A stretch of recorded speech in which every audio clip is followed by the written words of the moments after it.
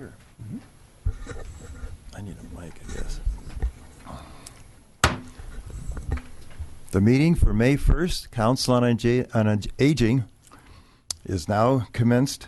Let us begin with the pledge to the allegiance of the flag. Nick, if you would, please.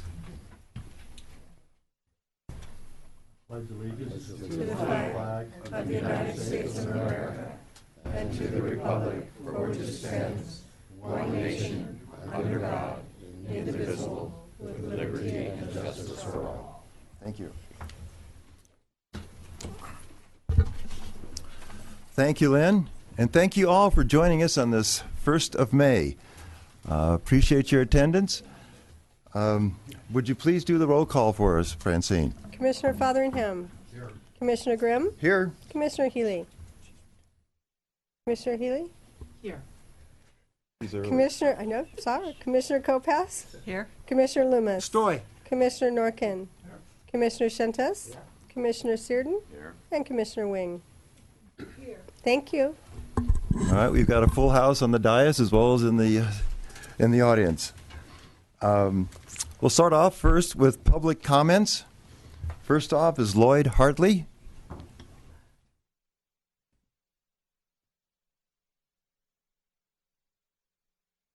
Good afternoon, everyone.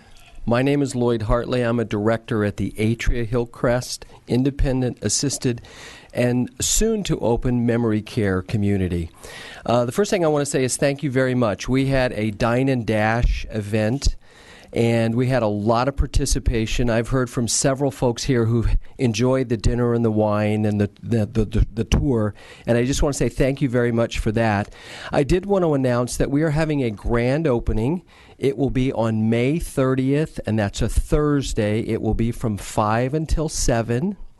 We're going to have valet parking because parking can be kind of tight over there. There will be food, there will be entertainment, and there will be a really good look at the community and everything that's been developed. Again, we're at the Atria Hillcrest community. Our address is 405 Hodenkamp Road, and our phone number is 805-373-0606. Love to see you there. Thanks. Bye-bye.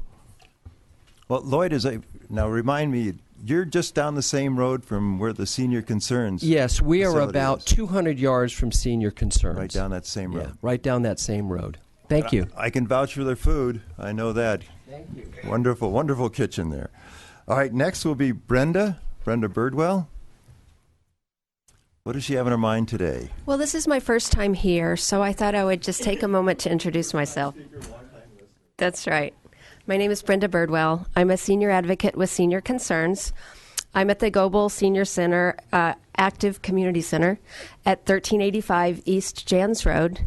My phone number is 805-495-6250. And the Adult Day Center at 401 Hodenkamp that shares the parking lot with Atria is 805-497-0189. I just wanted to take a moment to let you know some things that are going on in the next month or so. On May the 7th at Hodenkamp, we're having Getting Your Loved One's Affairs in Order, the talk, from 4 to 5:30 on May 7th. It's going to be a panel discussion with Terry Hilliard-Olson, an estate planner, Alan Unger from Critical Capital Management, and Annette Bresma from the Reserve. On May 8th, one of Betty Barry's ever-popular seminars, Street Smarts and IQ Test, is going to be from 1:30 to 3 at the Westlake Village Civic Center. That address is 32120 East Oak Crest Drive. On May the 15th, similar topic, some of the same people, from 5:30 to 7 at the Goebel Senior Center is Caring for a Loved One, and that's going to be another panel. It's also going to have Terry Hilliard-Olson, Jim Eckley from KIP Financial, and Betty Barry and myself. So you get quadruple Bs at that one. Oh, and Marianne Knight of Ventura County Senior Living. On May the 19th, Susan Cashman isn't here today. She usually comes and makes announcements, so I wanted to do a shout out for her. May 19th will be Miss Senior Conejo Valley. It's a wonderful community event, so if you're able to come to that, it's from 1:30 to 4 at Goebel. I'm almost done. June 2nd is the 20th anniversary Love Run. Yay! It's a great event that benefits Meals on Wheels. You can do the 1 mile fun walk. If you're hardcore like Francine, you can do the 10K, or you can just come and root people on and just have fun. It's a hoot. I'm going to be teaching another healthy living class. It teaches coping mechanisms for people with chronic conditions. That's going to be June 6th to July 18th. So it's going to be 6 Thursdays in a row from 10 to 12:30. If you have any more information you want about that, let me know. And then we just opened the Conejo Connections Resource Center at the Oak Shopping Center by the lower level food court. We're there from Sunday through Tuesday from 12 to 6, so please come by and ask us a question. And again, my phone number is 805-495-6250, and all of this information is on our website, www.seniorconcerns.org. Now, where do you hide out normally when you're not out on one of your speaking tours? Mostly I'm at the Goebel Senior Center, but I'm also in Agora the third Wednesday of the month and in Moore Park the fourth Wednesday of the month. Isn't that the Goebel Adult? The Goebel Adult Community Center. Yes. Sorry about that. No, you do some wonderful work. It was with Senior Concerns, so thanks for coming here again. Thank you. All right. Now, next is Mike Hauser, City of Thousand Oaks staff and analyst. Good afternoon, Mr. Chair, members of the Commission. My name is Mike Hauser, transit analyst for the city, and I wanted to provide the Commission with a brief update on some of our transit-related activities. Before I do that, though, I do want to commend the Senior Adult Master Plan committees, in particular the Transportation Committee I work with. They're going to be presenting some information to you on an exciting program that they've been working on, and it's really been a pleasure to work with them and the rest of the groups. I'll start off by talking a little bit about Saturday bus service. My last presentation I had made to this commission, I had indicated that we had hoped to start that service in April. We were successful in being awarded a $600,000 federal grant that would cover most of the cost of the program for 3 years. Unfortunately, at the time that the grant was approved, it met all the qualifications to use the money. However, recent changes to federal funding at the end of last year said that this may no longer be an eligible project, and so the funding is being held up. And until somebody at the Federal Transportation Administration makes a determination whether or not we can use the money, I can't go to council and ask permission to start a program for which there's essentially no funding for yet. So we're hopeful. We were actually hopeful that we would have had a decision in March, where I check virtually every day, and hopefully if we get an answer soon, it's something that we can start this fall. Otherwise, we'll probably have to wait until the middle of 2014 to start that service. On the other hand, I was excited to learn last night that our funding for a commuter shuttle service between Thousand Oaks and the Moore Park Metrolink station has been approved and has been released. So hopefully we will be able to go to council this month with permission to start that service beginning July 1st. And that'll provide commuters and students that are either in LA or the Valley that need to come here, or vice versa, an alternative to using their car or regional bus service. As you know, where Thousand Oaks is the only major city in Ventura County that isn't served by rail. And so we have to find alternative ways to get people to the rail, and while Vista does provide some service, it's not always coordinated. Our service will be coordinated to make sure that we meet up with the trains in the morning and in the evening. I'm also happy to report that in conjunction with the Conejo Recreation and Park District and staff of the Teen Center, we will be offering a summer beach bus program this summer, which will run from June 17th to August 22nd. And that'll provide twice daily round trips, 3 days a week between locations in Thousand Oaks and Zuma Beach in Malibu. And the cost for that service is going to be, could be as low as $4 if you buy a multi-trip pass. And it will be a half price for seniors, and that is a service that's available to everyone. And we'll have some more announcements on that shortly. We're still working out the final details of that. Do need to make everybody aware of some changes to the green route, which are coming this upcoming Monday. We're not changing the route at all. The route's exactly the same, but we are making some changes to the times of when buses arrive and depart. And that's due mainly because it was a new route, and we're adjusting the time slightly so that people can rely on the fact that if we say it's going to be there at 210, it's going to be there reasonably close to 210 and not coming at 220. We also added some stops in January along Lynn Road and Olson Road, and we now need to account for those. So again, the route itself is not changing. It's just the times. Those times will be posted on our website starting today.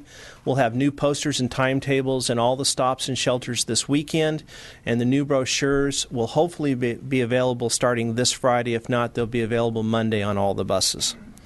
And the last item I want to bring to your attention today is for those of you that have always wanted to, perhaps that were dependent on Dial-A-Ride and ADA service and wanted to attend city council meetings but couldn't because our last pickup is generally at 7:30 in the evening.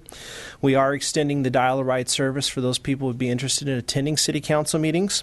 That service begins this month with the first meeting, which I believe is May 14th. And all you need to do is call the Saturday before and let us know that you want to attend the council meeting, and we'll make arrangements to get you there. And you can stay as late as 9:45 p.m. And so the details about that service are on our website. And let me give you that web address. It's www.totransit. That's totransit.org. And we'll be happy, and then if you call our reservations at 375-5467, they'll be happy to make those arrangements for you. And with that, that's all I have today. Mike, do you see any other interruptions to the Green Line or 2 with the upcoming changes in the road and Lynn Road for the bicycle path? There's likely to be some scheduled delays, but no interruption in service. In particular, the stop at northbound Lynn at Gainsboro and the southbound at Camino Manzanas may be temporarily affected. We'll simply move it to another location. But other than that, it should be pretty smooth sailing for that. We don't anticipate a lot. And that beach route bus is for senior surfers and senior dudettes and things like anybody. that? It'll be a regularly scheduled public transit service open to everybody to the limit. The bus will hold at least 50 people, so to the limit it can. I will tell you that we're planning on 4 locations for pickup space throughout the community. We'll have one over by Newberry Park High School, one by T.O. High School, undoubtedly the Teen Center and Library, and probably the Transportation Center. Again, we're working out the final details of that. We'll have 2 runs in the morning. I think the earliest one will be about 9:30 and another one about 10:30, and they'll come back about 2:30 and 4 o'clock. So it'll give you, good 4 to 5 to 6 hours at the beach, and it'll be running Tuesday through Thursday. Thank you again. Thank you for all the things you do, and it's always a pleasure working with you. Thank you, Mike. All right, next up, to continue the transit theme, is Sherry Phoenix.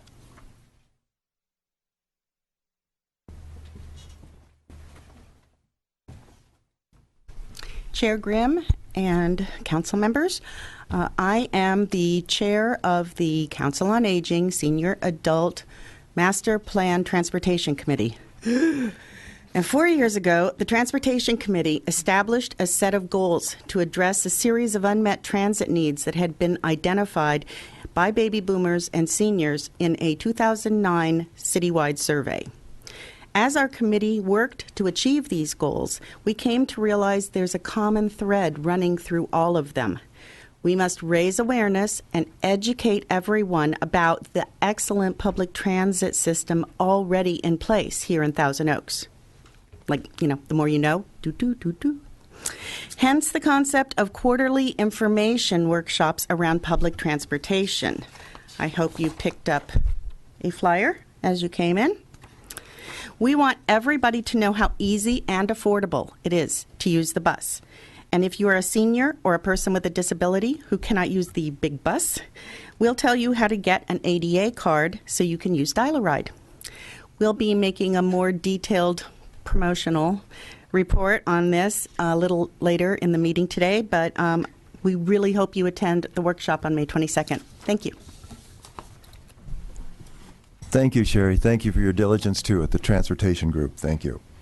All right, let's move on to item 5, committee reports. First off is the Conejo Connection Resource Center. Nancy Healy, please.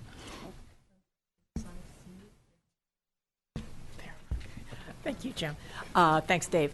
I don't know how many of you, I hope a lot, attended our grand opening of the Community Connections Resource Center. It was very well done. There was free food from, I'm going to have to ask for this, there was food from, and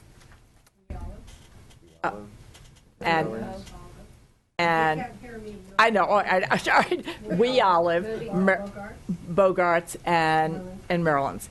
The We Olives gave out everybody little jars. It's a brand new olive oil store that opened in the mall, and so they had some very lovely hors d'oeuvres. It was a well done reception. The mayor came and spoke and introduced everything. So the Resource Center has now been open about 8 weeks probably. It is located on the bottom floor of the Oaks Mall, right across from the food court, right in front of the bathrooms. It's perfect. And then right across maybe imperfect, it's right by the playground. So while we get a lot of traffic, some people let their children scream a lot more than they used to when I raised my kids. But it's noisy, but that is okay. We get a lot of traffic, a lot of visitors.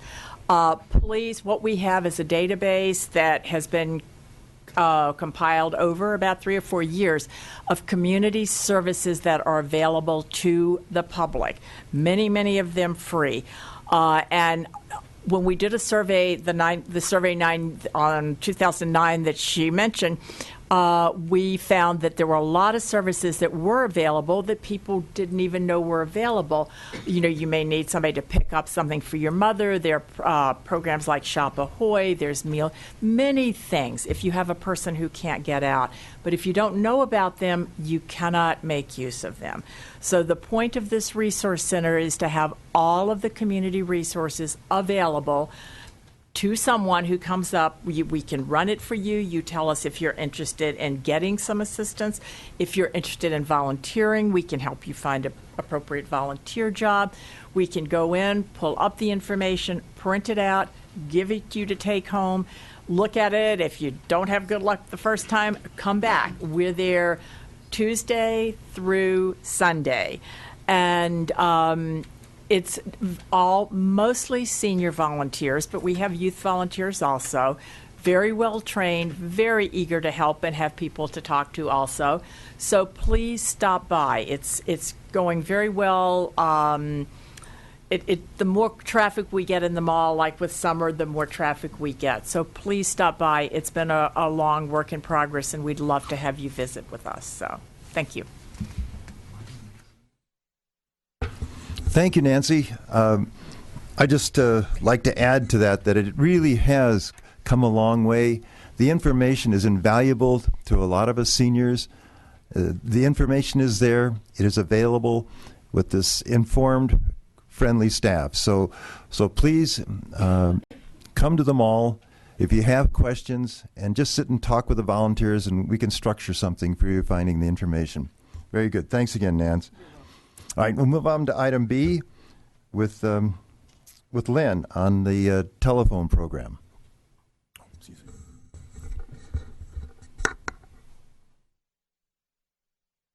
The California Deaf and Disabled Telephone Program had its beginnings about a quarter of a century ago.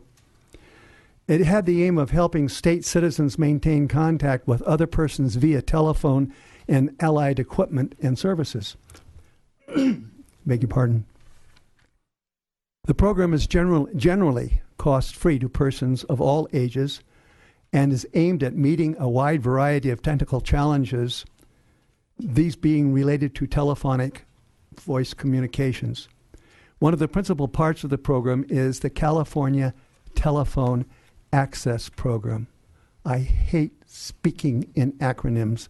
I thought when I left the Pentagon I gave them up forever. Not so. But this is a really important one. Acronym is CTAP, and that's the way it's pronounced, the California Telephone Access Program. Hearing loss and potential isolation of the aging person is of a special concern to the Council on Aging and the Senior Adult Master Plan Health Committee. These entities, together with the Thousand Oaks Youth Commission, are planning events on the 15th of June and the 22nd of June at the Goebbels Adult Center to address hearing loss. On these 2 Saturdays, representatives of the California Telephone Access Program, audiologists, and youth technicians will be on hand to qualify hard of hearing seniors for free telephones, provide the telephones on the spot, and help persons with cell phones understand how to use their cell phones better. In this way, cooperating partners hope to make it easier for caregivers to get specialized equipment for seniors they care for, since the event will take place on Saturday, thus obviating a potential trip to Glendale for the same purpose, and further thus requiring no time off from work or extensive travel time. Although some people may think Glendale is shopping-wise close. It isn't. And on a normal day, it took my wife and I 4 hours for us to get to Glendale and get me fitted with a telephone and then get back home. So there's a substantial gain in time saved by having these on 2 successive Saturdays in June. Please stay tuned for additional information via flyer and other media that will tell you how to sign up, how to get pre-qualified, and how to make an appointment. The telephone and email lines are not open yet, but they soon will be. Now, if you're like me, I tend to get, especially just before dinner time, hostile if I don't know how to get what I want. I've been told that it has something to do with the state of my hair. Thank you for laughs. I will, or I won't, but we'll get the word out to you, whom you should call, what your sources of information are, and whether you should use email or not. You can window shop the equipment available, oh Lord, here we go again, at ctap.org. ctap.org. And parenthetically, I urge all of us, if there is one thing that we learn on the computer, that would be how to use a search engine, how to use Google. Because if you knew nothing more than how to type in ctap.org, you would get to the right place and then be able to see what is available to you. We'll get more information out. Yes, ma'am. Oh. It's Francine Pandora Spriggle has opened the box that's sitting over there and said, if you have an immediate, I have to be gratified right now question, you can give Francine a call by all means. Thank you, David. What's that website? Yes, 805-381-7362. Thank you. Wait, my question was, what was the website? What was the website, Len? I didn't hear that enough. I passed it on. Good heavens. Talk about peanut butter in our ears. ctap.org is where you want to go. Marty is sidelining him. He's saying, I could remember that. And Francine is saying, move it along. Well, we will. And we're going to move it along with the transit subject. Good fun. We've had a couple of folks already talk about what we're planning on this transit education, but the real coup de grace is going to be presented by none other than our Jane Messier. Jane, to the podium, please. Which one? Well, it depends upon your height. What a surprise. Should we get right to it? Let's do it. Pretend you're watching Channel 2. Okay. We're going to give you top 10 reasons to use public transportation.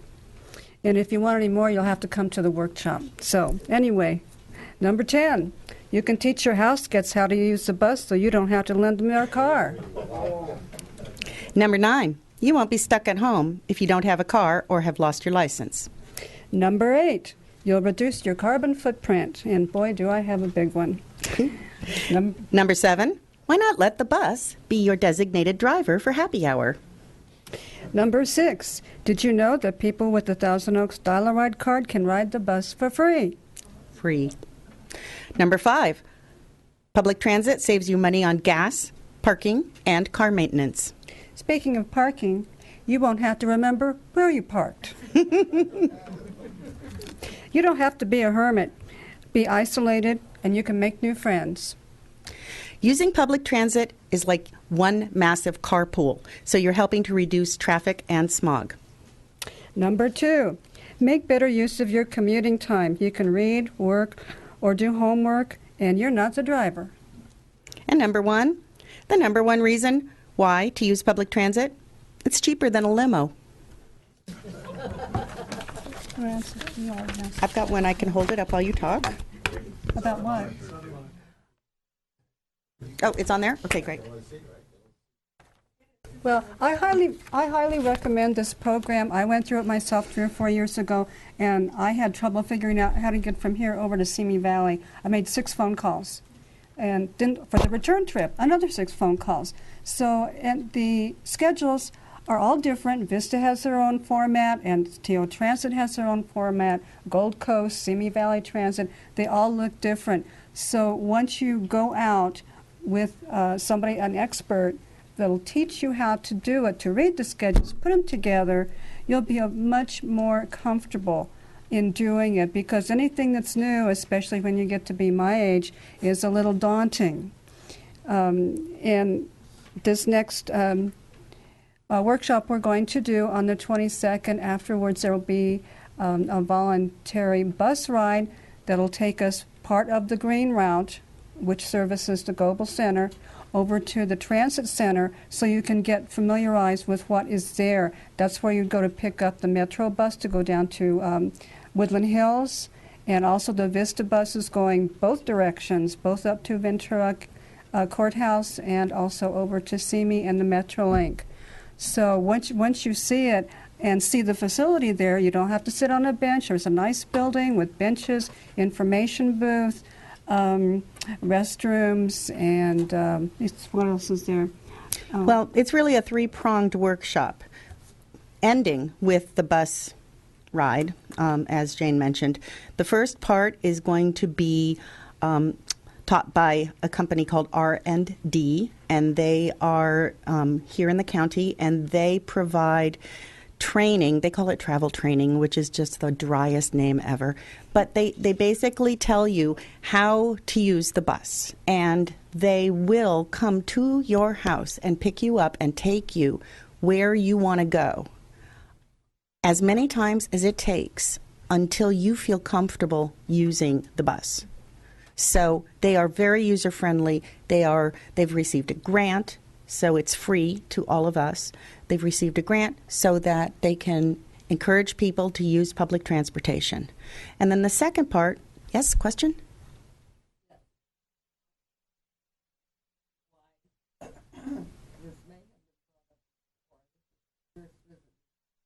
I wanted to know, I used to live in Thousand Oaks, I live in Leisure Village, why there isn't maybe one day a week where they can pick up people from Thousand Oaks and bring them out to Leisure Village where there's a whole new group of seniors they can use the new program.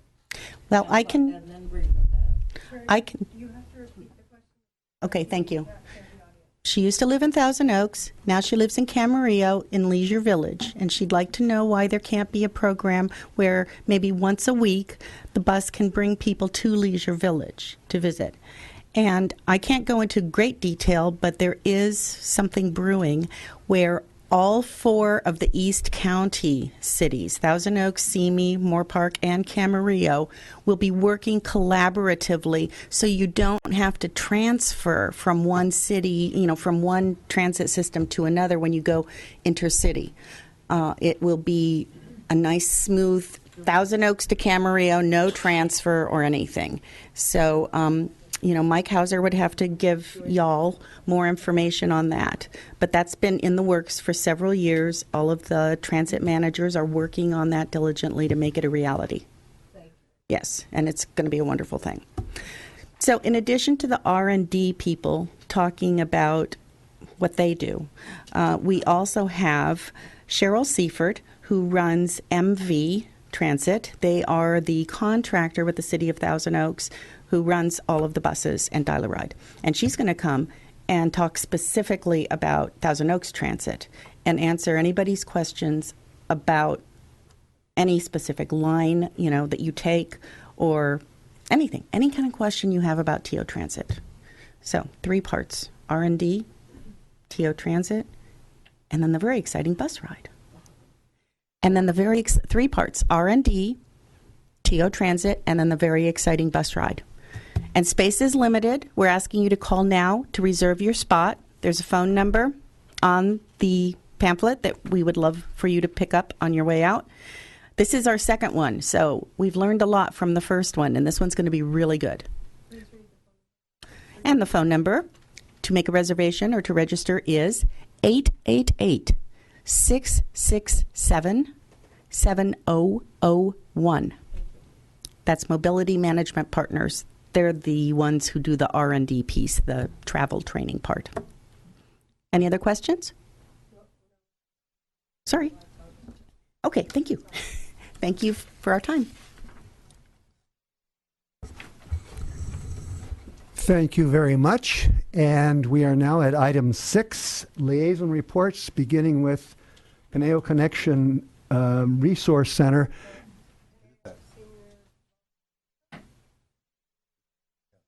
I'm sorry, I beg your pardon. This is the trial, the tribulation, and the purgatory on earth of having new glasses. I looked what I thought came up, and it didn't. Nevertheless, the progressive lenses are very nice. Now I'll get in the right item 6. Conejo Senior and Volunteer Program, CSVP.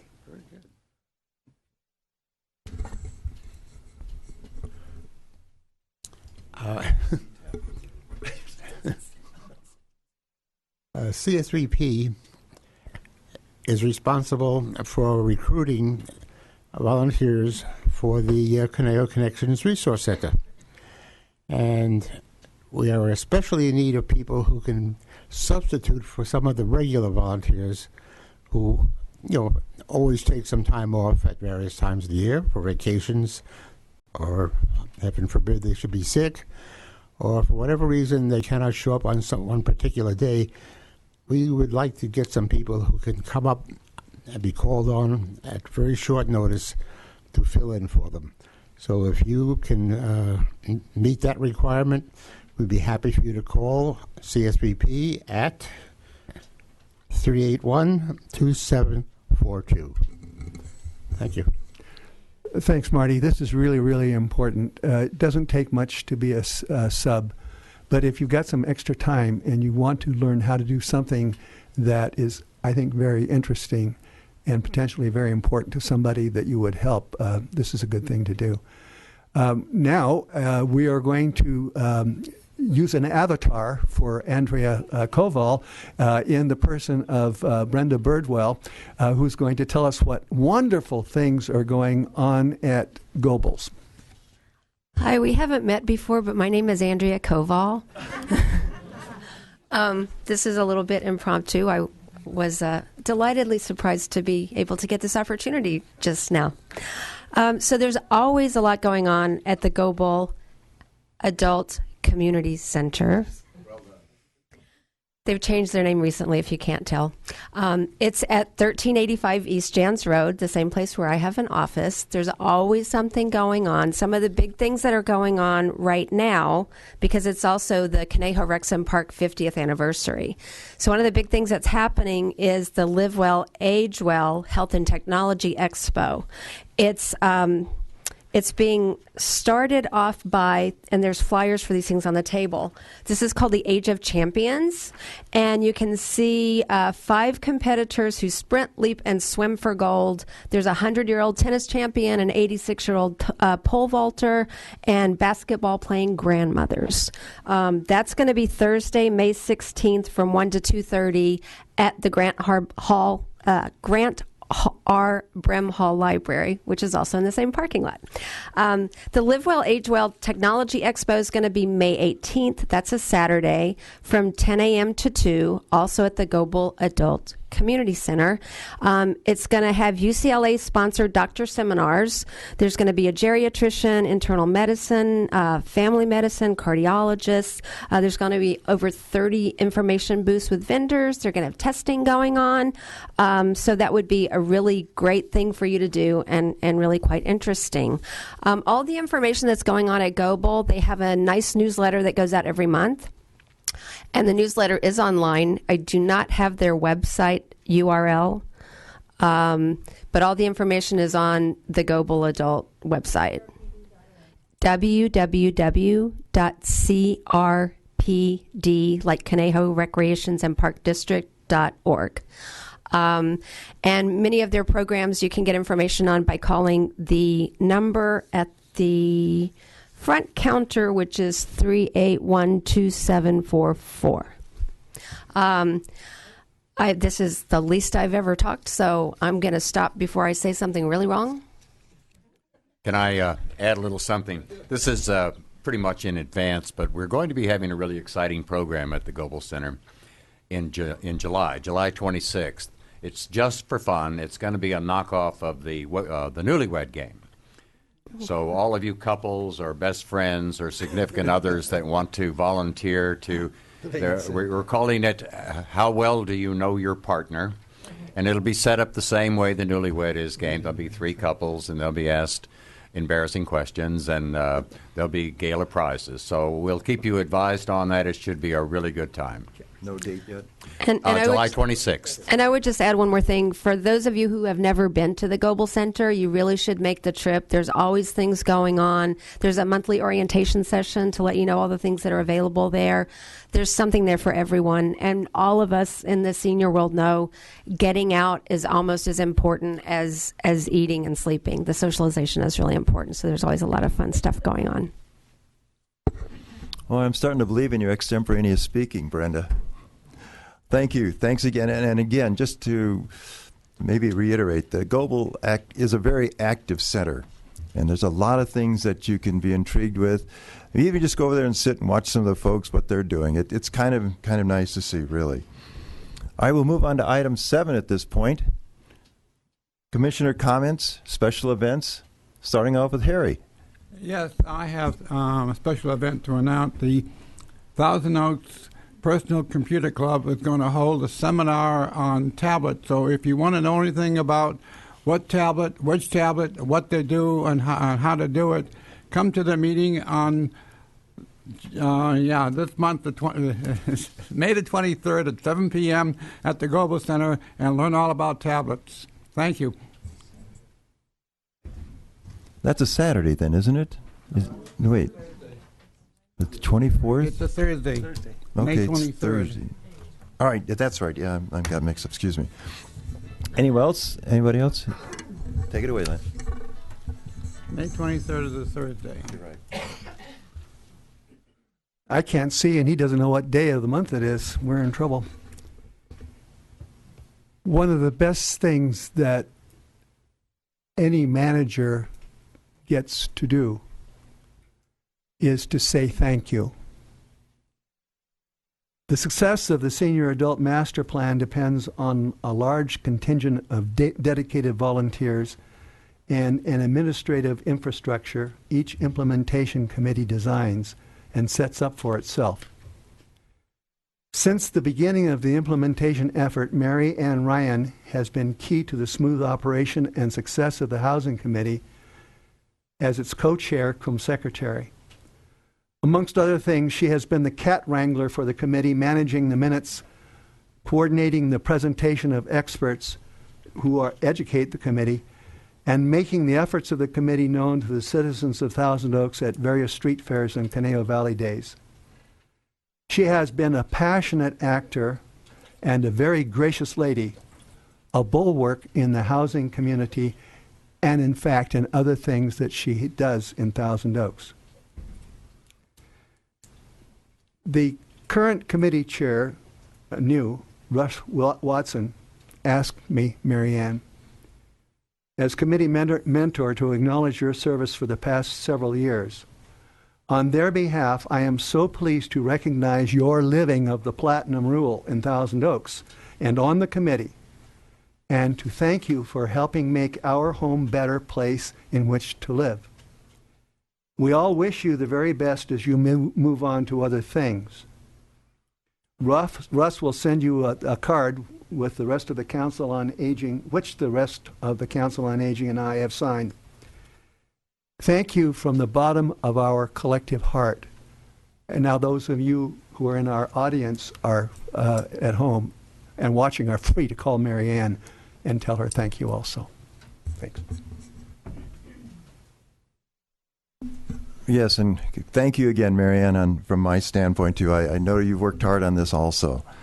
Rita, do you have anything on Senior of the Year?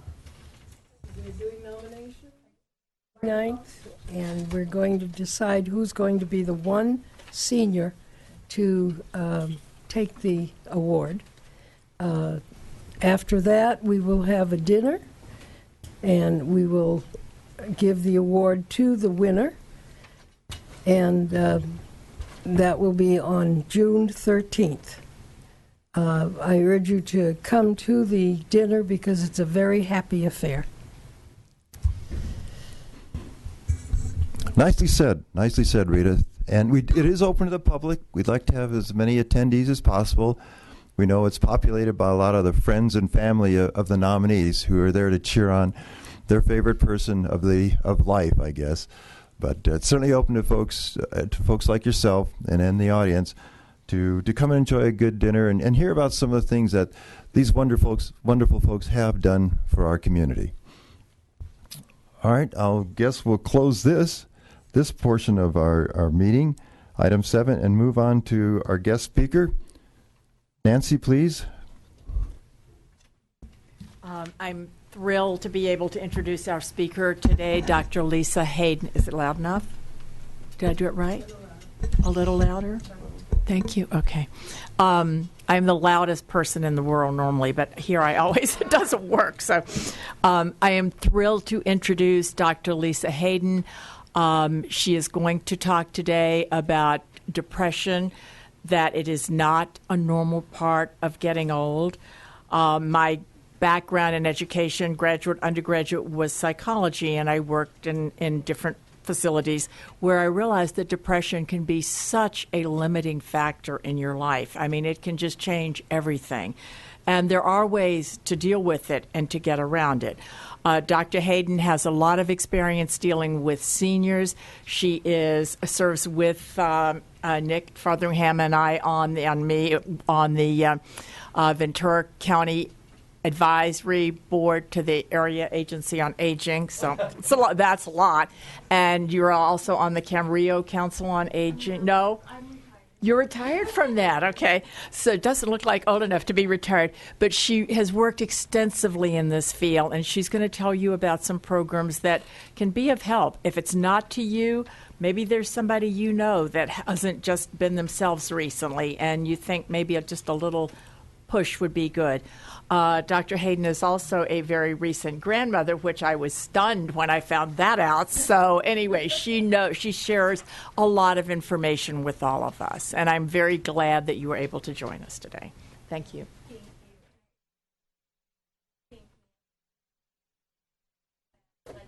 Oh, I'm sorry.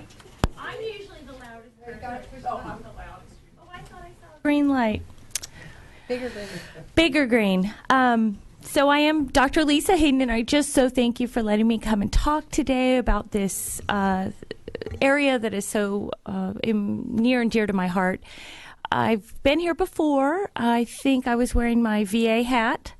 I think I've been here a couple of times, and it's, yeah, I still work there. I wasn't there on Monday. I don't know if you know, we had a grenade, and it was inert, so yeah, that got handled. So I was glad I was out of the office on Monday.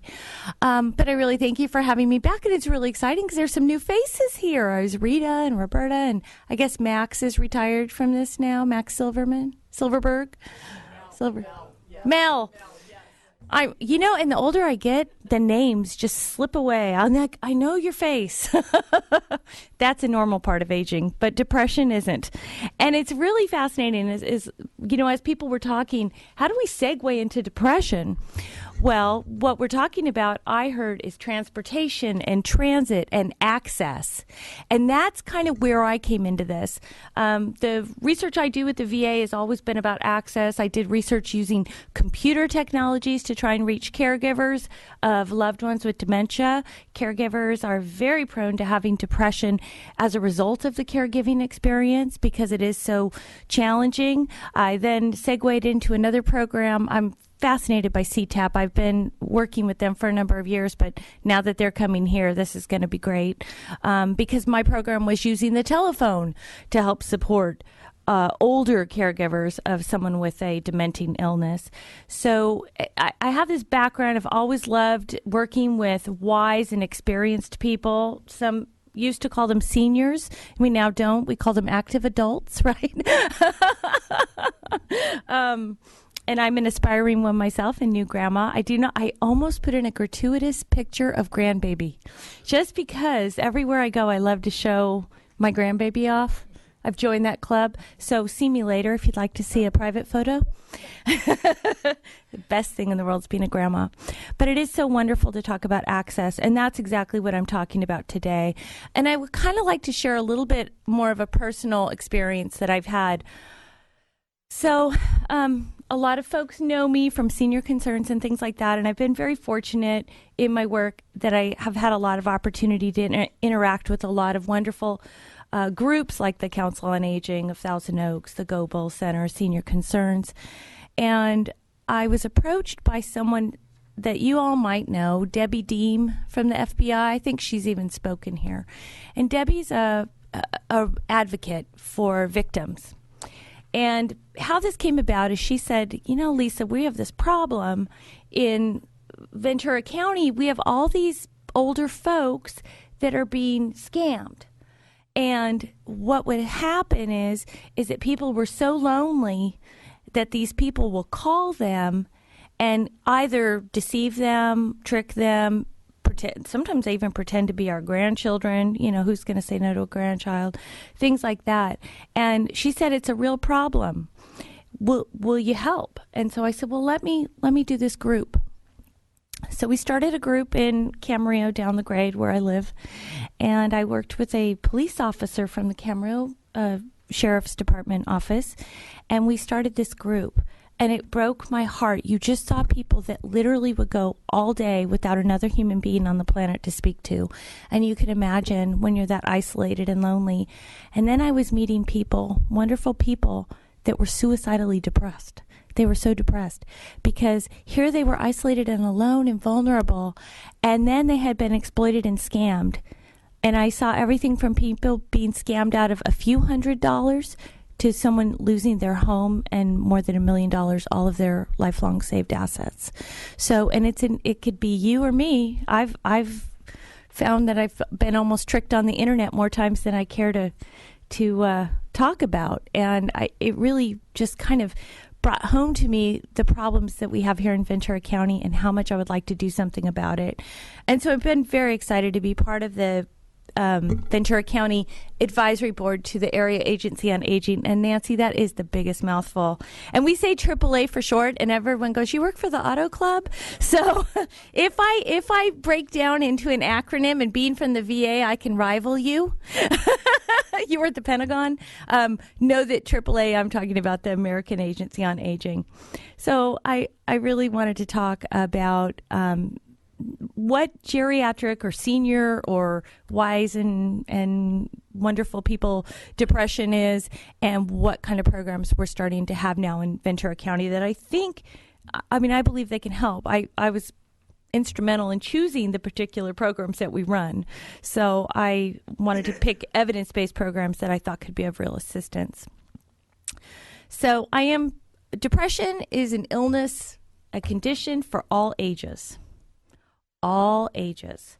But I'm just going to focus today on what we call geriatric depression. And it depends on your definition, but the American Society on Aging, their definition is age 60 and older. So I'm going to go with that today.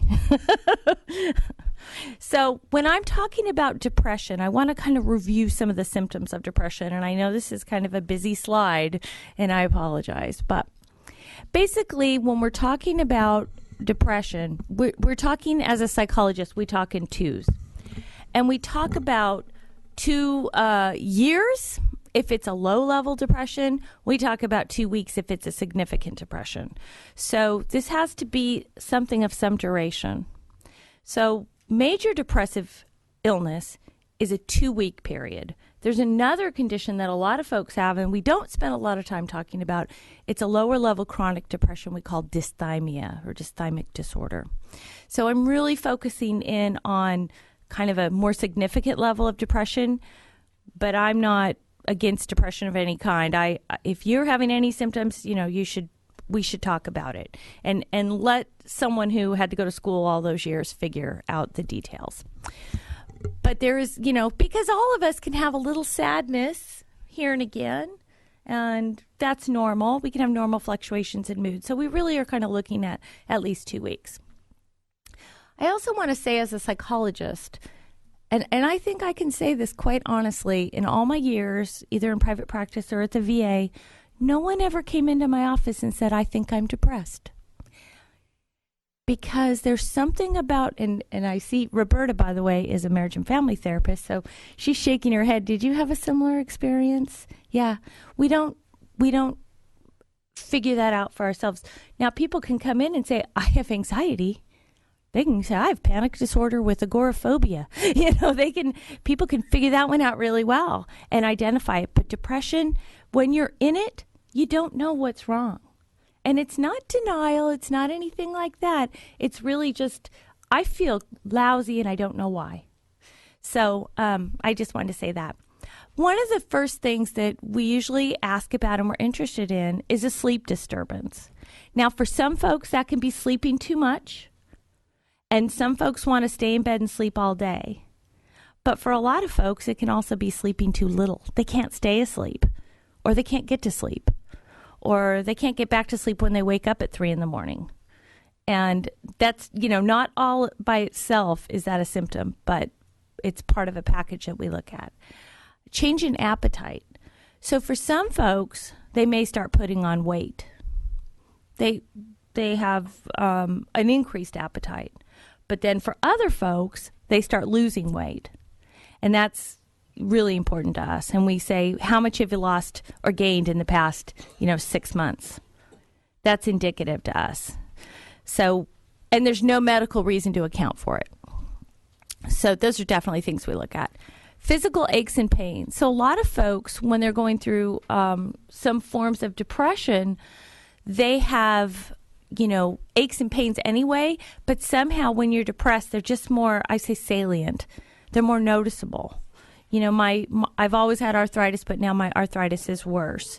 So it's not that I'm saying that depression is causing the aches and pains. It might just be that it's bringing our attention more to them. We don't have positive things in our life to balance out our endocrine system and our neurological system and serotonin and endorphins and things like that.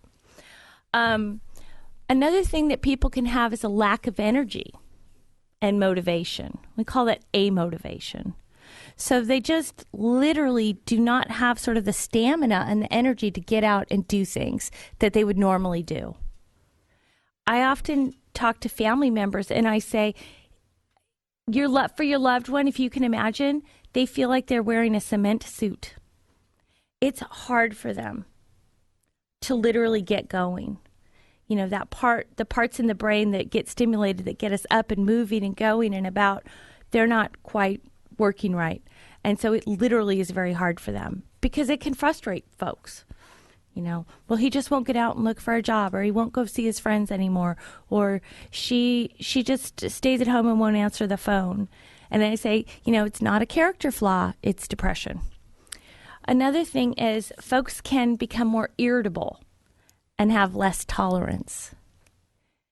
And this sort of kind of leads into something else, because when you're irritable and intolerant, a lot of times, because remember, it's not about your character. You're still the good person that you always were, but you're acting in a way that might not be your usual personality. And so it kind of leads into shame and guilt. And so people have come to me and say, I was really nasty to my husband and I just feel terrible about that. And I feel so guilty and horrible and ashamed. Another thing is loss of interest or pleasure in the usual activities. So what you have is you have somebody used to love volunteering, let's say, and they used to be your best volunteer, and now they don't enjoy it anymore. And imagine how hard it would be to go through a day where you did not feel pleasure at all. And when I work with people with depression, they experience that. I kind of try and help other people think about it in terms of, it's like I took all the taste out of all of your food. And so every day you get up and you eat something and it tastes like absolutely nothing. And that's what life is when you're depressed. When you don't have pleasure, you don't have interest. Difficulties with concentration and decision making. Even the simplest little decisions. Should I wear this pair of pants or this pair of pants? They get so stuck. It's just like, it's so hard to make a decision. Your concentration, you walk into now we all do this a little bit, kind of like my name thing. as after 40, our brains change. We get wisdom in return, but they do change. But when you suddenly walk into a room and you're like, why am I in here? What did I want? And you're doing that like 5 times a day. You're not constant. I was laughing. And we all do that a little, right? But 5 times a day. Or, someone's talking to you and 10 minutes later you're like, what were you saying? You really lose your attention. As we get older, this becomes so profound of a symptom in older folks that we actually call it pseudo-dementia. People can look like they're having a dementia-related issue. And so when we're doing assessments for dementia, we always want to make sure they're not depressed. We have to rule that out. It's one of our rule outs because people with depression can look like that's how impacted they are. They look like they have a dementia. The next one is change in movement. And for some people, it's restless and fidgety and hyper movement. And for some people, it's very slowed down. I was talking to someone yesterday and they were telling me about a family member that had a catatonic depression. That's where a person can barely move, that you are so slowed down. Recurring thoughts of death or suicide. And we do have a suicide protocol in place for our program. We haven't had to use it very much. I had to overcome some barriers there. People get really nervous talking about suicide. And they say, well, if I ask if this person is suicidal, I may give them the idea. And that's absolutely not true. It's absolutely not true. And I talk to people all the time about it, every day, really. And they're just glad someone is open and willing to talk about it and they can be honest. And so just because someone's suicide, we don't have to put them in the hospital. We have a whole range of things we can do to intervene depending on what that means. But what I've heard a lot from my older folks is, I would never do anything, but I just wish I wasn't here. And we kind of call that a passive suicidal ideation. So, but I definitely, I want to know about that. But that's how painful depression is. You get so hopeless and so helpless that you can't see a light at the end of the tunnel. And so you sort of begin to think about, well, if I just wasn't here. I don't quite know why I put this last, changed sex drive. I will tell you that when I'm in the medical center or I'm in a setting where I'm screening for depression, I usually like to know about your appetite, your sleep, and sex, which is another thing you can't be shy about asking about. Because those are kind of, for me, they stand out when things are changing and a person's becoming depressed. So it's a changed sex drive. If it's always been high and it's still high, that's not a change. Good for you. Go for it. It's good for your mood. So what are some of the risk factors for folks to be at risk for having late life depression? Well, one is changes in medications you're already taking, or other illnesses. Now, as we get older, we do tend to begin to acquire more and more doctors and more conditions that we're managing, but they can perhaps either the medication or the condition itself might predispose us to having some depression. So chronic pain, for example.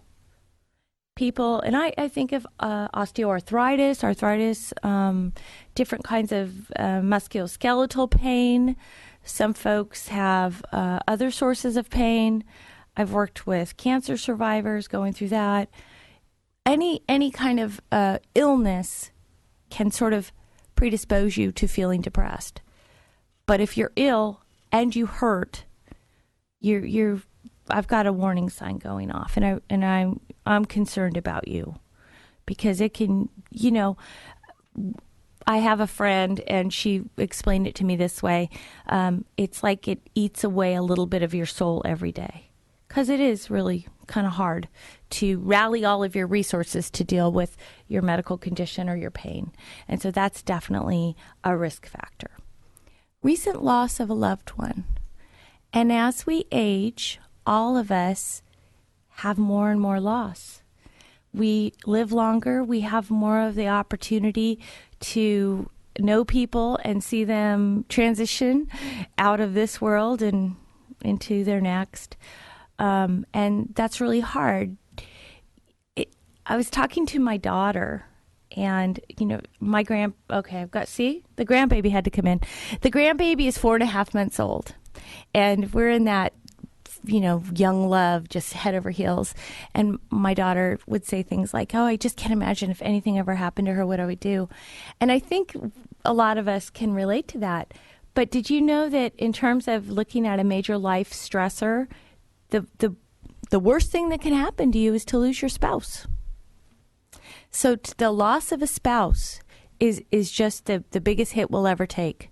And unfortunately, as we continue to get older, the chances of that happening increase, because that spouse is a source of instrumental support, the person you share your hopes and dreams with, that person that you dream of your retirement and your golden happy years together, the person you talk to, the person you sleep next to, the person that snores at my house. So it's really, that's a major loss, and having repeated losses. So also, if you've had a stroke, there's something for folks that have had a stroke that's a post-stroke syndrome that generally we see about 80 to 90% of folks go through what looks like a real depressive episode. And it can last for up to a year. It's like sort of as the brain is regrouping and slowly regenerating and coming forth, the mood is very much impacted. Bypass surgery. People who have heart surgery are at tremendous risk for having depression afterwards. It's really fascinating. Hip fractures. I mean, anytime we have a fall, that there's a whole host of things that come along with that. Severe and chronic pain, like I've talked about, living alone and feeling socially isolated. Hormonal changes. Men and women.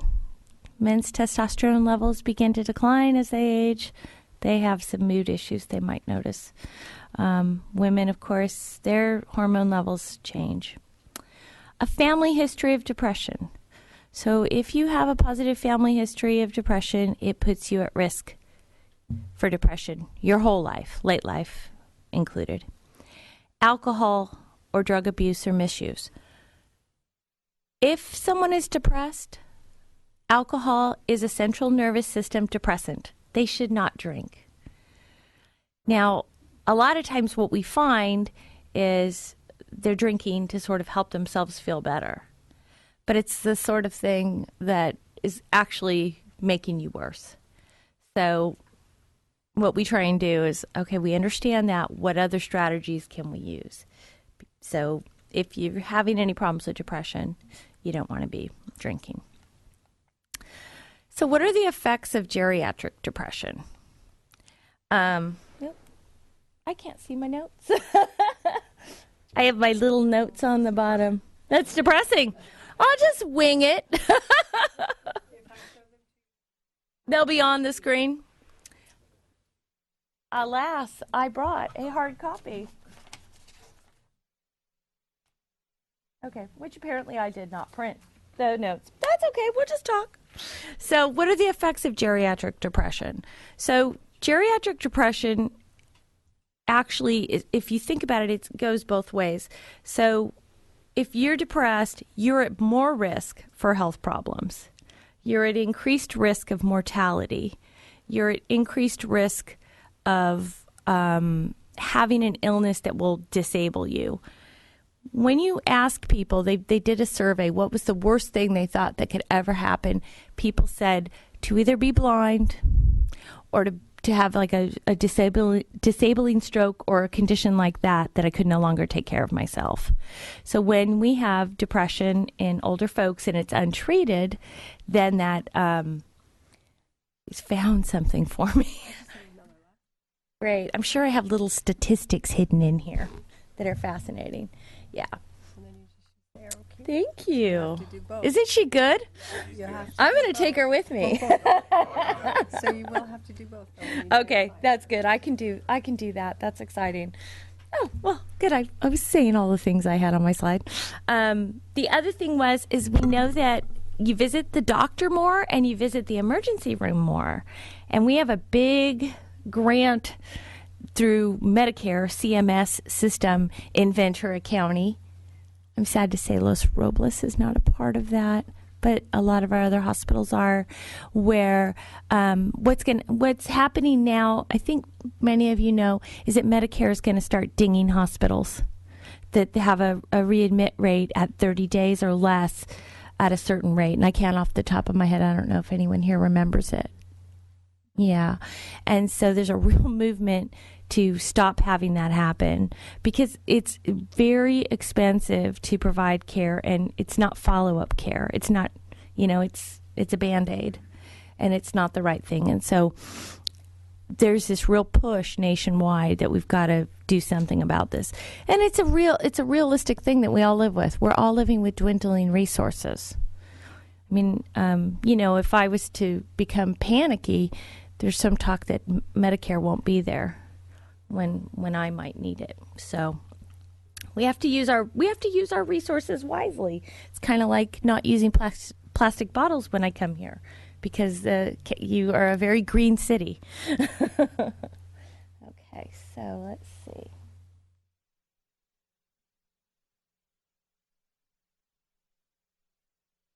Got it. I got it. So, how does geriatric depression differ from depression in younger people? And what you tend to see more in an older group of people are more sleep problems and more memory problems. So we actually have instruments as a psychologist that we would use that are specific to older folks. So that I'm not trying to ask you questions that I might ask an 18-year-old. That I'm asking you questions that really compare you to people within whatever your age group is. And we typically look at a decade, like 70 to 79, 80 to 89. And then we look at the answers. So because we understand that there's some things that are different. Let's see. Oh, sometimes a common symptom that people can see is demanding behavior. And I have an interesting sort of conversation with a lot of my peers.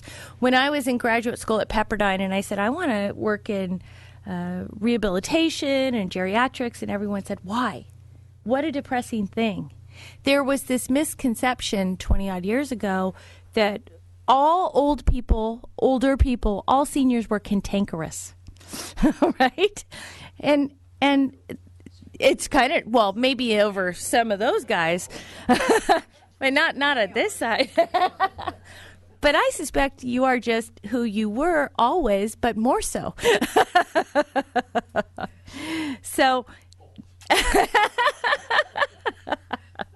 he said bald. I did not. I heard that. So if someone sort of has a change in personality, someone who's always been sweet is going to be sweet as they age. They're not just going to become cantankerous or grumpy just because we get older.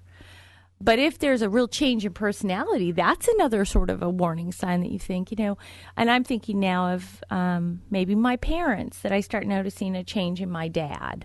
He's a little more irritable. He's not quite as fun and good-natured as he used to be. Things like that. Or maybe I notice it in myself. So, maybe I've been getting feedback from my family. They're saying, Mom, you're kind of grumpy lately. What's the matter? So that can be a change, but that is not a normal change of aging. We don't just get persnickety as we get older. That's a myth. Okay. So I like this picture. If you can see it on the monitor, it's actually it's a guy on a chair off a building. It's actually a piece of art. One man's art. I kind of liked it because I thought he looked like he was out there on the edge. So, yeah. So an older person who is out on the edge and is feeling really bad is at a much higher risk of suicide than a young person. And men are always at more risk of successfully completing an attempt on their lives because men tend to always use more lethal means. And when I work with veterans, you can imagine, I'm going, I know you know how to do this, so I want to make sure I do a really good assessment. And I feel that way about everyone. But it does stick in your mind, who am I assessing? So women, they tend to use things that aren't going to be as successful. When you get to the age of, now I have to put my glasses on to check my stats. Those elderly white men between the ages of 80 to 84 have a suicide rate that's more than twice that of the general population. So they're depressed, they're sad, they've had losses, maybe they have physical problems, they have all these things going on, and they become hopeless. They don't want to live anymore. They don't see it getting any better. And I talked about having the lack of energy. Now they obviously have some energy because they're able to do this. So that, that's a thing for all of us in the mental health field is we really want to pay particular attention to.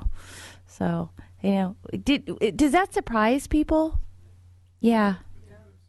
That 80 to 84. And if you can imagine, they typically use guns. Yeah. And they have access to firearms. They have, hopelessness and helplessness. So, yeah, it is. It's really scary. It's a really sad statistic for me. Okay. So, it is a treatable illness, and I think that we have to really begin to think about it this way, as we would think about any sort of a medical condition. So right now, when you think about what are the 3 top medical conditions that we're concerned about as we age, you probably think heart disease, stroke, Alzheimer's. But if you were to make a list, depression would be number 4. That's how prevalent it is. And we can see that it has all sort of repercussions onto the quality of a person's life as well as the quantity. So depression is a growing phenomenon. We're seeing more of it. And when we talk about depression and lifetime risk, you have, a certain risk of having a major depressive episode, and that might be between 5 and 11%. But if we include all of depression, all its variations and diagnoses, that can go up to 20 to 25% in the older population. That can be as high as 1 in 4 of us. So that's a huge issue. And we have to think of it as, I think, in a disease prevention model. 1, I never want you to be depressed. And 2, if you do become depressed, I want to really do something to alleviate it and get you into the right kind of care. So it's fascinating. I was talking to some people recently, and we were talking about stigma and the stigma of depression, the stigma of any sort of a mental health issue. So 30, 40 years ago, I'm trying to think, the vice president who had, it's going to, you know what, 3 o'clock in the morning, it's going to happen. Yeah, Eagleton. So he even had electric shock therapy for it, but it was hush hush. You couldn't talk openly about having this. You would lose your job. You could lose your friends. You would be stigmatized. You would be sort of an outcast. People didn't understand it. Yeah.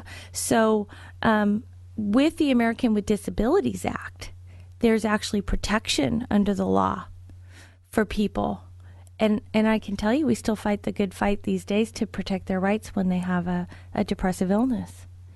And depression is, in the whole population, depression is more costly to our economy than all cancers combined.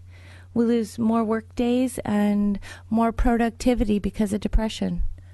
So, and it's not anything about a person's character or what a good person they are or not. It's all about their brain. And there's still a lot we don't know about depression. There's a lot of,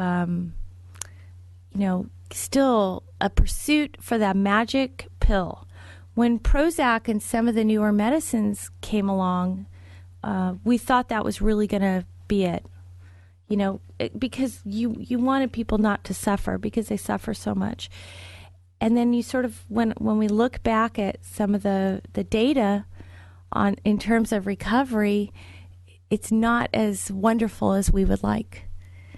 It still seems that the most effective thing is some combination of an antidepressant, but in elders that it gets even stickier, bless you, and cognitive behavior or interpersonal therapy. So if we just go to our family doctor who might not have very much psychiatric training, they're a great source of information, but I feel for them because they've sort of become the de facto psychiatrists for a lot of us. I think that the majority of antidepressant medications prescribed are prescribed by a general practitioner. And, I definitely think we should think of it as a highly specialized area, but maybe we'll start working with the physicians as well and helping them in training. Okay, let's see. So geriatric depression is also a World Health problem. It's not just in the United States, it's everywhere. And so the World Health Organization has launched a new initiative focused on depression in public health. So we're not, I think maybe if we don't call it a mental health need and we call it a public health need, that perhaps that normalizes it and makes it something we can all talk about. So they have given a rating of recommended to interventions that have a collaborative approach for the treatment of adults that are 18 and over. And those can be home and clinic-based care interventions for adults. So there are a number of evidence-based programs, and that's what I had to sort of sift through and figure out what would likely meet the needs of Ventura County.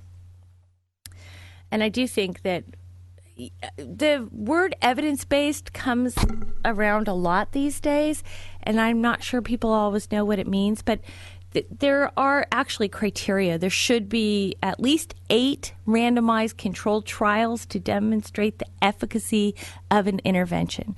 So, for example, I'll use my dad. So my dad has non-Hodgkin's lymphoma. When you have non-Hodgkin's lymphoma, you can never cure it, but you can treat it and get long periods of no symptoms. It's in remission. So you want to have good treatments that you know that work. But on the other hand, when my dad was, on death's door, we started saying, well, are there any clinical trials? Is there something that worked on a pig or a cat or a dog or something somewhere? And, and so then you might want to talk to your physician about what clinical trials are going on or what other sort of adjunct treatments. But in general, you want to have something that's a little more tried and true.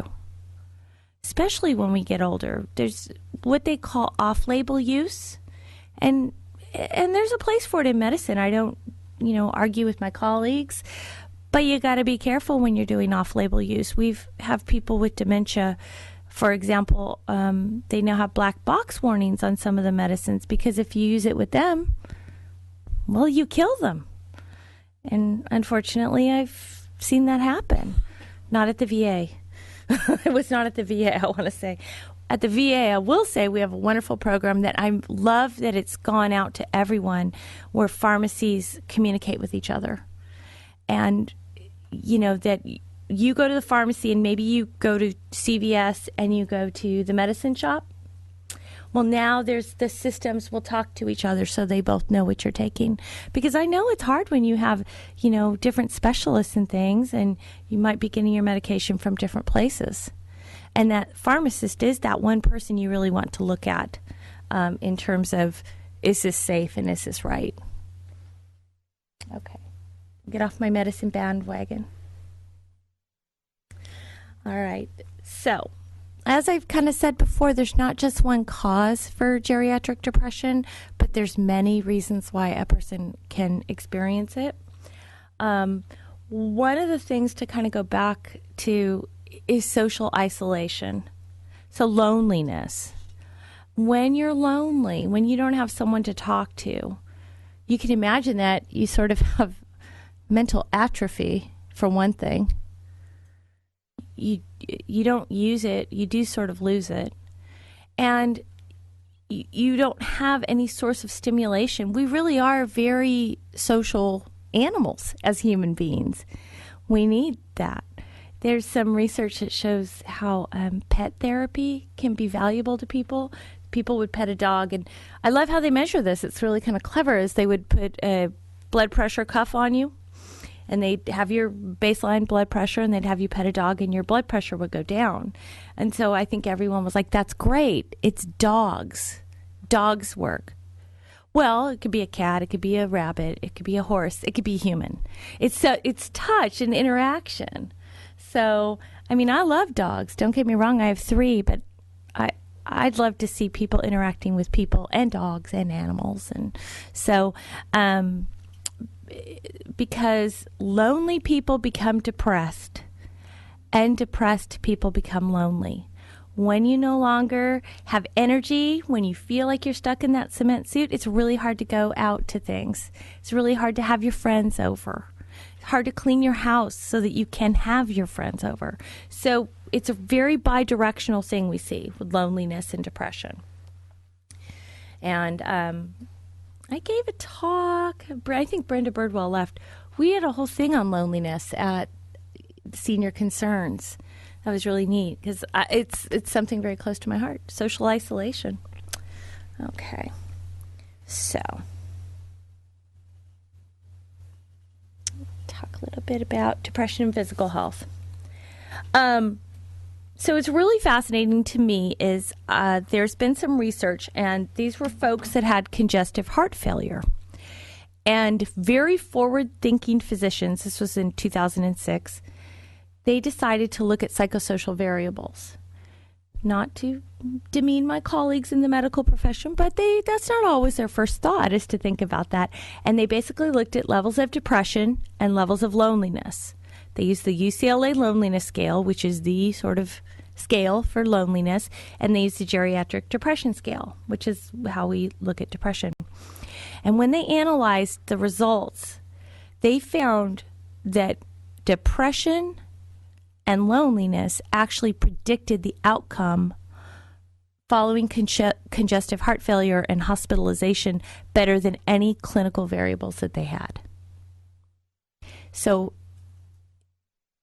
if you're lonely and depressed and you have a major medical problem and they send you home, your risk of mortality is, 5 to 7 times greater than your counterpart, yes, that doesn't have it, yes. That's why it's a public and world health issue, depression and loneliness.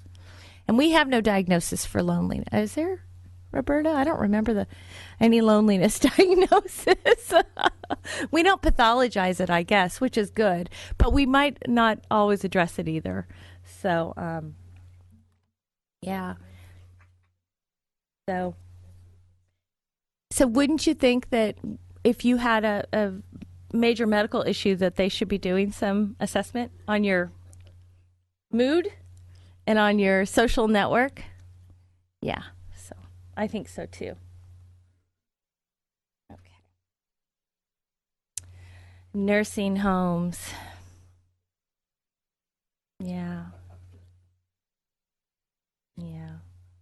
I Google pictures. They're all, public access. And I literally punched in or typed in depression in nursing homes, and that's the picture it gave me. So if you Google it, that's what you'll find. Yeah. There have been very few actual large studies done to determine the rate of depression in nursing homes. And of the ones that have been done, they were primarily in large urban areas, and so not in rural areas. We're kind of funny here in Ventura County. We're half and half. We're not really urban. We're not all rural, but we're a combination of both. If you go up to San Luis Obispo County, in terms of research, that's a rural county. So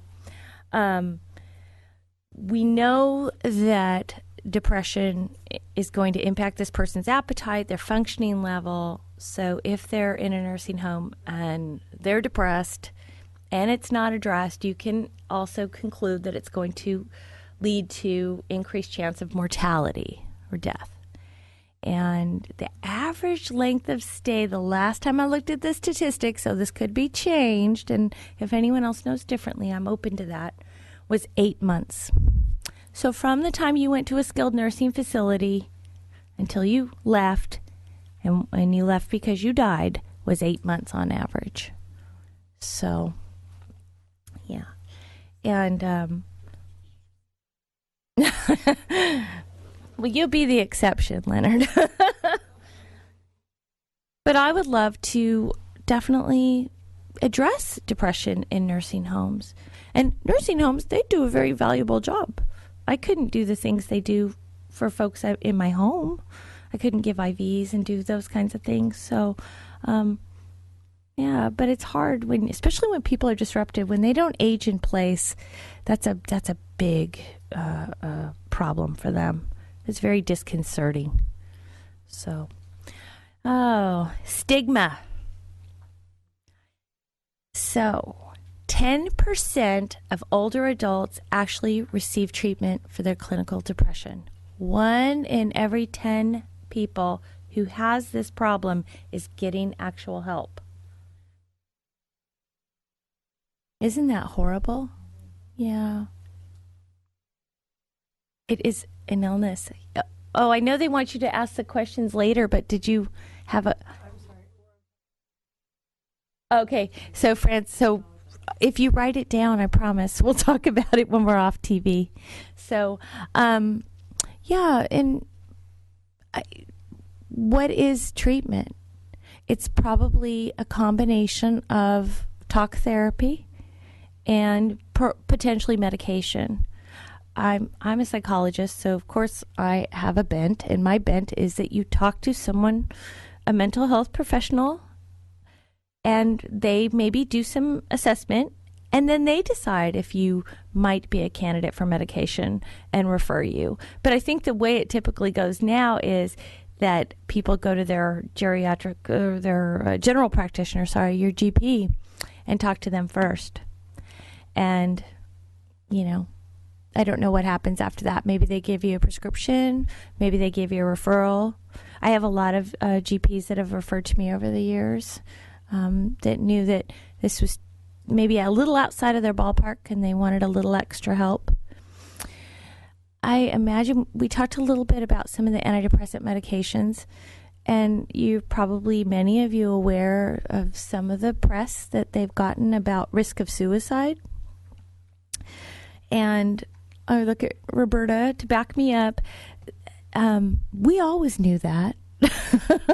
We learned that a million years ago, that as soon as someone started an antidepressant, we watched them closer than ever. Because here, what typically happens with an antidepressant is you start to take it and your mood stays down in the dumps for a little while longer while your energy level starts to come up. So it's a perfect storm. You have a person who's starting to have a little more energy. They're getting activated. Their brain's starting to go a little bit, but their mood is still down. So activated people with really crappy moods are at a high risk of suicide. So when more than 20 years ago, when I was in graduate school, we were always taught that you watch them the closest when they start the antidepressant. So I think that's kind of my concern about just getting a prescription and going home and everything, call me in 6 weeks if everything's not okay. So that's my little take on this, and that, you can see your family physician, and I love them and I love working with them, but it's a time to be careful. Finally, what are the programs that we have? So Healthy Ideas. Healthy Ideas is out of Baylor University in Texas. I love their program and what they've done. IDEAS stands for Identifying Depression, Empowering Activities for Seniors. Depression is not a normal part of aging, and a healthy mind is as important, perhaps more important, than a healthy body. Ask my cardiologist colleagues. So being in good mental health doesn't mean that you're not ever going to feel sad or lonely or down, because we all have those feelings. They're normal, a normal part of the human experience. But when you have something else, we want to address it. So just in our own minds, we're not out loud, there's 2 questions, and these are 2 screening questions that are based on the Patient Health Questionnaire 9. I'm happy to say that I'm seeing it in much wider use because the physicians administer it. And I know in my other day job, they do it, and I love it because I can go into the records and I can see it. So we are trying, at least at the VA, trying to definitely screen on a regular basis for mood. So the questions are, have you in the past 2 weeks been bothered by little interest or pleasure in doing things? Yes or no? By feeling down, depressed, or hopeless? Yes or no? If you answered yes to either one of them, that's and the screening is really good. You'd be surprised statistically. You might want to talk to someone. And we can even administer the whole thing and get a whole picture where we go through all the questions about your appetite, your sex drive, all those things. But just yes to one or more of those questions is something we want to, we want to take a look at you. So what we have at the Wellness and Caregiver Center of Ventura County is this program run by some case managers. What I love about it is the access, because they make a combination of home visits and telephone visits.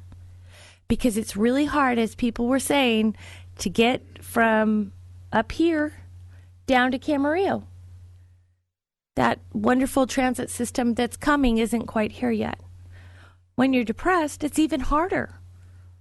And so what I wanted was something that was very portable. I wanted to bring things to people so that they didn't have to come to us. And so what they can do, it's a wonderful program. We had the folks from Baylor come out and train us. I'm the clinical consultant on the project, so I can still oversee and be a part of it and make sure it's being followed the way it should be. And we can help people get into care that's appropriate and also help them to do things to feel better. Because just doing something makes you feel a little better. I have always been amazed in my work with caregivers or with folks, and I'll say, well, because we do a lot of this. What would you like to accomplish? What would make you feel good or have a sense of accomplishment or make you happy? And this time of year, up until April 15th, you know what I hear the most? I'd like to get my taxes done. And I think if there's anything I want to avoid more, it's dealing with my taxes. But I understand that. It's a sense of accomplishment. It's getting something off your plate. And I'm like, who am I to judge? If that's going to make you feel good, then you should do that. And when are you going to do it? And who are you going to do it with? And then we talk about it again. Because I think one of the important things about Healthy Ideas is that continuity, that person that's following up, that cares, that makes sure you're not slipping through the cracks. That's really important. And so that's our program on Healthy Ideas. The other program is the Senior Support Line. And I love this too. In fact, I love this so much that if you call between 6 and 8 a.m., I'm going to be the one that answers. Now, talk about putting your money where your mouth is. No one ever calls at 6 a.m. Am I the only person awake? Francine's going to call me tomorrow. Please call me. Call me. But I love this because it is a free support line. It's open from 6 in the morning until, 6 at night. We're trying to get it to go to 11 and on weekends. And that's another thing is I need wonderful volunteers. I have senior peer counselors that can talk to folks just about anything. This is about loneliness. This is about having someone to talk to who's not trying to get something out of you, who doesn't want you to give a donation. Because every time we give one thing, we get sold to 5 other things, and it's a wonderful thing. But sometimes that's the only calls. I don't know about you, but at my house, you talked about dinner time, being grumpy. I get grumpy because I get calls from all the people trying to get money from me. Yes. And it's like, okay, I'm hungry, you're calling, I'm trying to make dinner, and now I have to feel guilty because I can't. I would, I'd be homeless if I gave to all of them.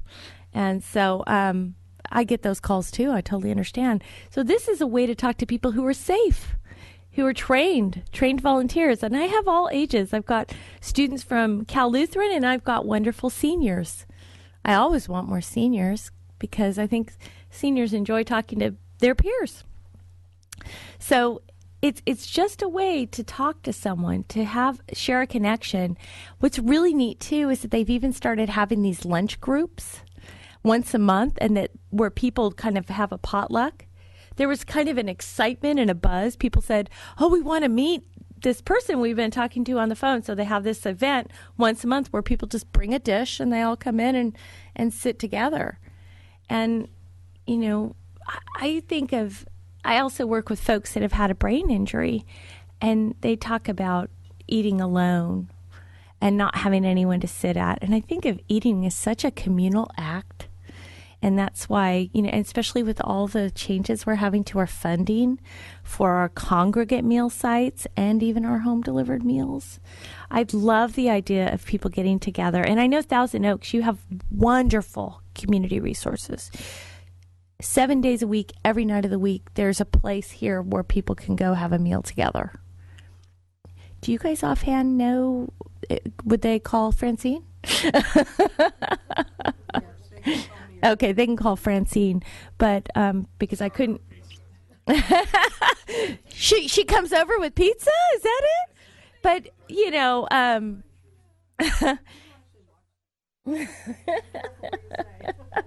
I'm just kidding.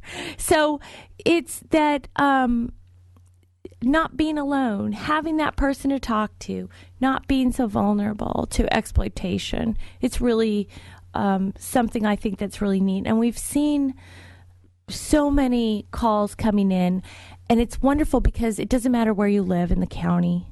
It doesn't matter if you're in Piru. It doesn't matter if you're in Thousand Oaks or Newberry Park. It's not dependent on location. It's an 800 number. The other wonderful thing we have is that we do outgoing calls. So we do telephone reassurance calls so that once you're in our system, we say, can we call you in a couple days and check in with you and see how things are going?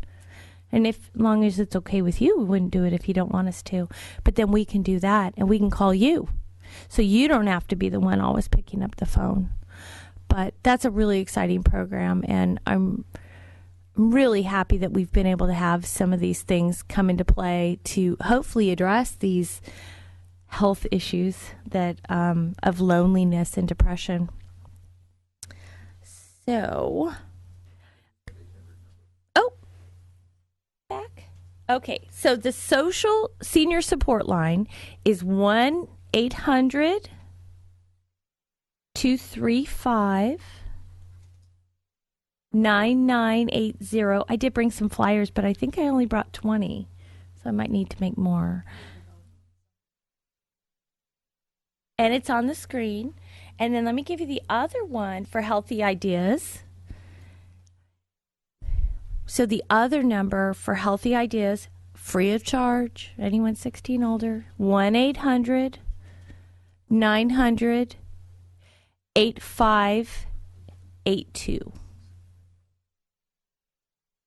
Yeah. So, did you guys get a chance to get that?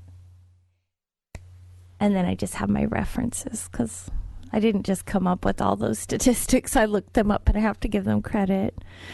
So, yes.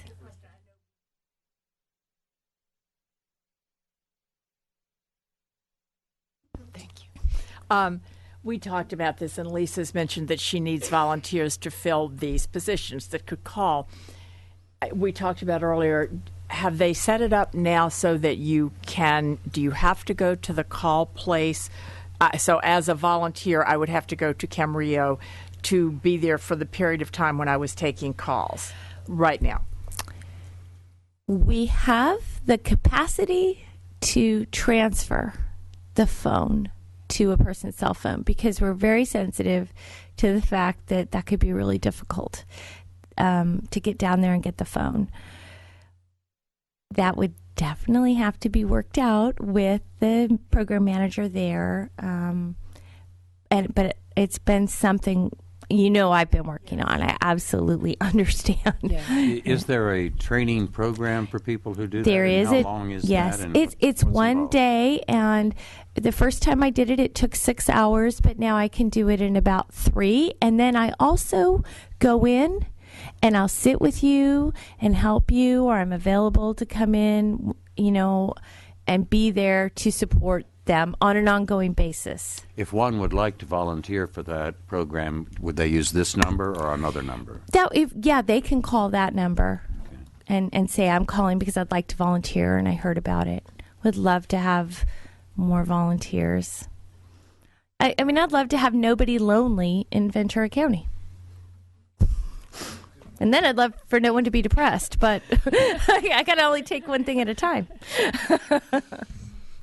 So I thank you for your time, and I know that for the questions we needed to be off the air.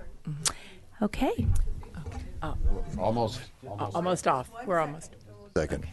Lisa, thank you very, very much. You. We so appreciate it. I've worked with her, and I've wanted this to be here because it can make a difference in somebody's life if they don't have that suit of cement around them, if they can just get out.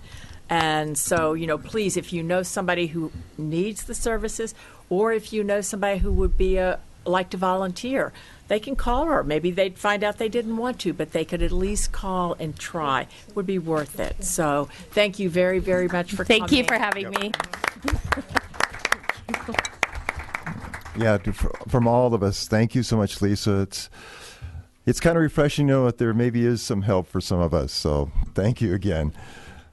While giving out thanks, I do want to thank everybody on this dais for their energy and involvement in making things so exciting here with our programs and efforts. I'd also like to ask the folks in our audience listening and folks who attend to please give us guidance on what programs, what information you'd like to hear, things that are bothering you, things that you'd like to have explored. I mean, we've got folks here who have volunteered their services to you in the community, who want to make this the place we want to live in and to help our own quality of life. So thank you so much again for joining us. I now hereby close the meeting. Thank you again. Now questions are available, please.